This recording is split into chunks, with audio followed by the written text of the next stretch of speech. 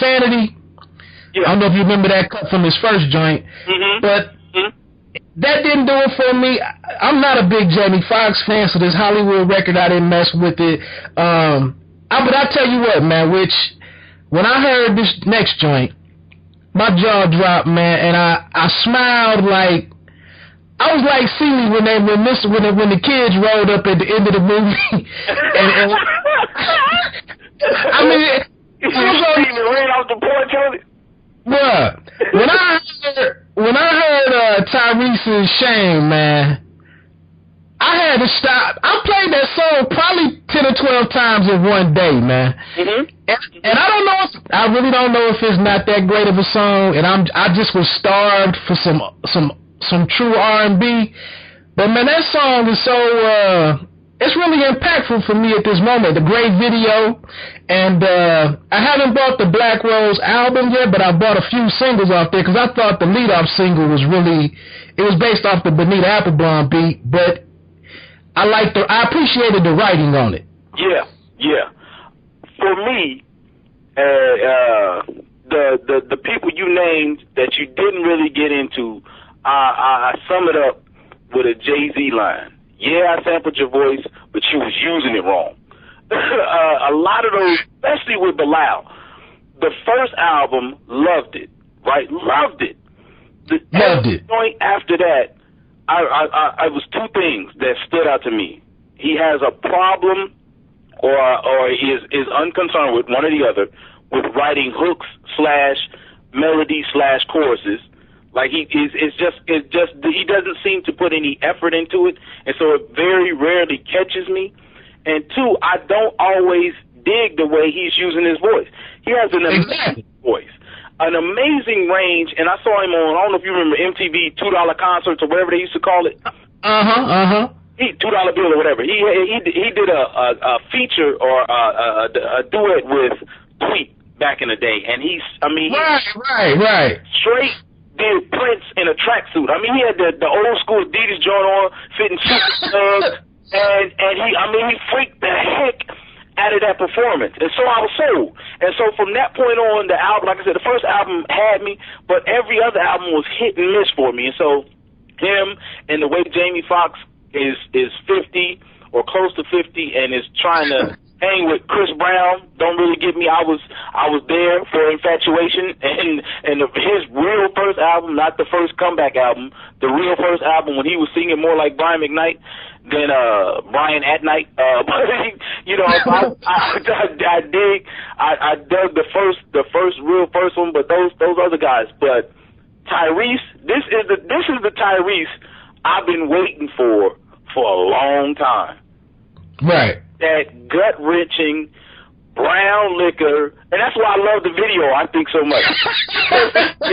I mean, first of all, he on stage and he got hair, and it's not the beautiful, glistening, you know, perfectly coiffed hair. It's balding and it's nappy, and he's singing with a cigarette in his mouth. It's just so gripping, man.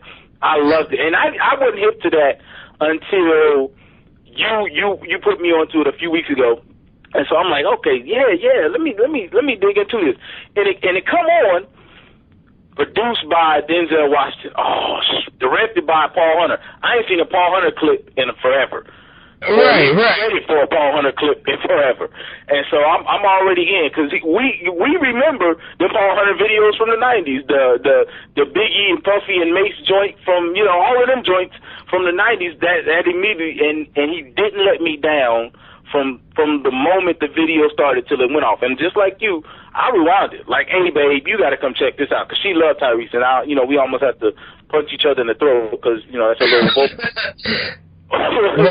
but I, it was so dope that I had to pass it on to her. So yeah, man, that Tyrese, and because I just got onto it, it's fresh to me. Then went and watched the clip with him and Taraji, and right. and played that and downloaded. Yeah. So downloaded both of them joints the same day.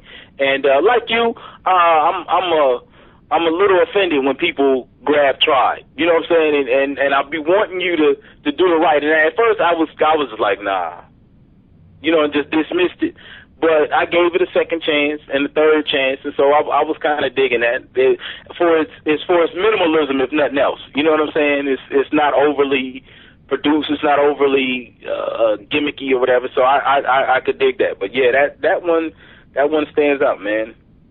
I felt like with I Be Doing Dumb-ish, I just felt like he kept it. He talked about a sensitive subject so carefree and kept it so lighthearted. And then, you know, he got Uncle Snoop on there, which, you know, he's limited in what he does, but... Yeah. Now, but you stumbled on to something, because I was going to get into some other things, but I'm going to move it on, man. I think you bringing to light my issue now. I feel like the state of R&B is messed up because there's nobody curating it the way that Donnie Simpson did it back in the 90s and in the late 80s. And now I have to go on, I'm on YouTube all the time at a couple of different channels who cater to R&B, or I just go to the Vevo, the artist's Vevo's channels, and I watch it there. But it's like, I'm hoping that for Revolt, which is Diddy's new channel, I'm hoping that somebody just gives an hour to like real R&B and just... I know maybe the numbers aren't there or the sales aren't there, but I just feel like it's such a integral part of the music tapestry that somebody's gotta. Somebody just gotta be a steward of this genre. And it's because if we kind of neglect it. And I don't want to put the cart before the horse because we might be going there later. But we kind of neglect that R&B is the cornerstone foundation for all this other stuff. Like, for real, the first Maroon 5 album was a great R&B album. Oh man, it was a beast, wasn't it? Right. They may not push it that way. They may not have been marketed it that way. But Songs About Jane was a pretty good R&B album that passed for a pop album that passed for a soft rock album. You know what I'm saying? It was so broad that it kind of put everybody in. But it's the tastemaker for music, the standard setter for music is R&B. Now, hip hop was built on it, breastfed on it, raised on it, and it's kind of like the disrespectful kid, you know, that has so much swag and is kind of buying his own school clothes and gassing up the car, so it don't really need R&B anymore. And pop music is making money everywhere else, and so they kind of look at R&B as, you know, less than. But yeah, R&B is when it's good, when it's right, when it's really hitting on all cylinders, it is the tastemaker. For real, on Neil's back came a lot of people, and a lot of people, you know, were ushered under that little wing he had, but that's R&B. You know, he kind of blew up and went his own way, but that's R&B, and so we need that, and we need somebody to champion that so it can remain the standard setter that it truly is. If you want to know if a person's good on American Idol, they throw a curveball from an old R&B catalog to see if you can handle it. And it's usually what separates the men from the boys, the women from the girls on shows like that. If you really a vocalist, all right, we're going to throw this Aretha at you, this Shaka Khan at you, this, Lord forbid, Billie Holiday or something. You know, so we're going to throw some real blues at you and see what you do with it. And right. So, Go ahead. No, it needs to be nurtured and taken care of, even if it is a senior citizen in the music industry. Right. Is that one thing that you miss, man? I know when I was coming up, you had some of the most unique, beautiful, powerful voices in the game. On the women's side, you had a Stephanie Mills,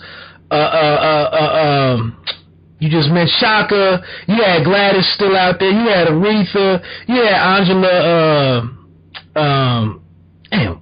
and Renee. Winbush, I'm sorry. Yeah, Angela Winbush. Did I already say Vesta? I mean, you had Whitney. You had all of these. I mean, what's her name? Stephanie Mills might not be at the top of the mountain on the face of Mount Rushmore, man, but she had a cold voice. I mean, you couldn't deny her voice.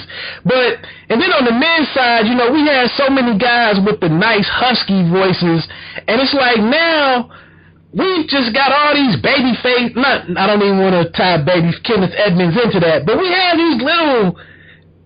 The Trey Songz and when Chris Brown came out, he was real high. His tone was real high.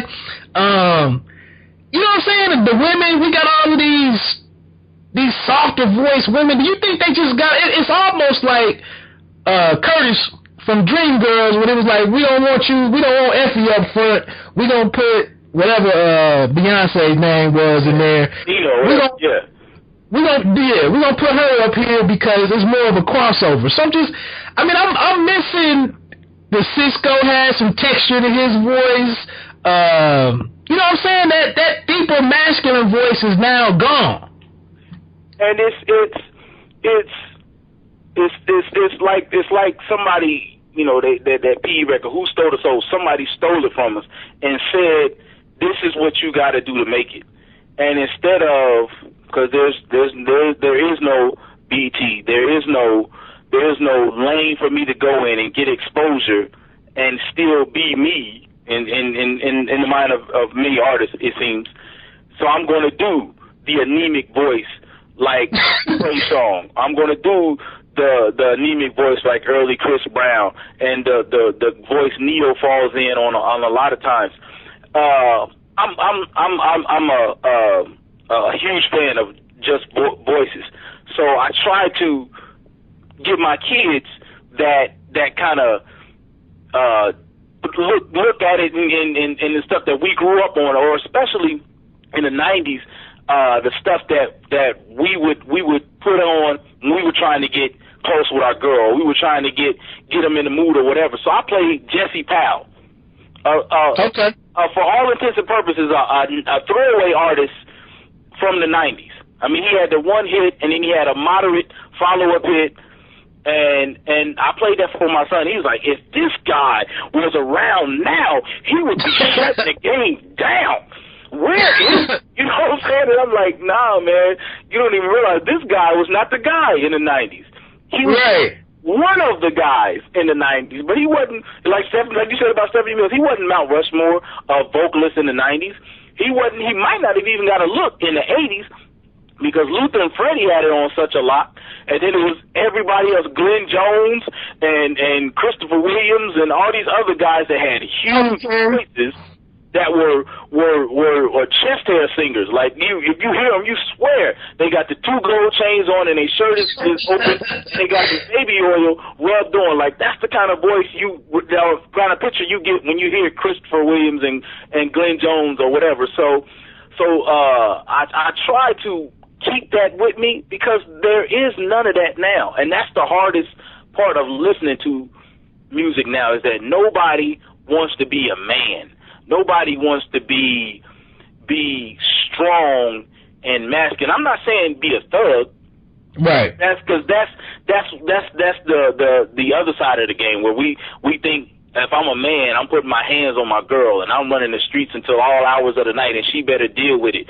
And she hiding my birds and my packs and all this other stuff. Nah, man, I'm not talking about the guy that's looking for a trap queen. I'm talking about the man that stands up for and to his woman, you know what I'm saying, and tell her that she got what he needs. I miss that, and that's what I think these guys are afraid of. But I think it's a huge part of, I want to be down so much, I want to get on so much, and the only way to get my stuff on Radio 1 type programming is to have this soft, delicate voice that Michael Jackson would have killed not to have. You know what I'm saying? I mean, we saw Mike try to get the because he needed that growl that Brothers was coming with, and exactly.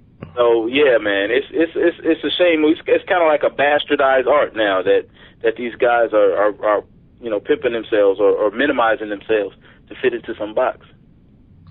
So I asked you earlier, man, I mentioned a couple of songs from Q-Tip, speaking of the relationship between hip-hop and R&B, and I referenced a couple of Q-Tip lyrics, one from Bugging Out, when he says smoking R&B, cause they tried to do me, or the best of the pack, but they can't do rap for its abstract original. You can't get your own, and that's pitiful. I know I'd be the man if I cold yank the plug on R&B, but I can't, and that's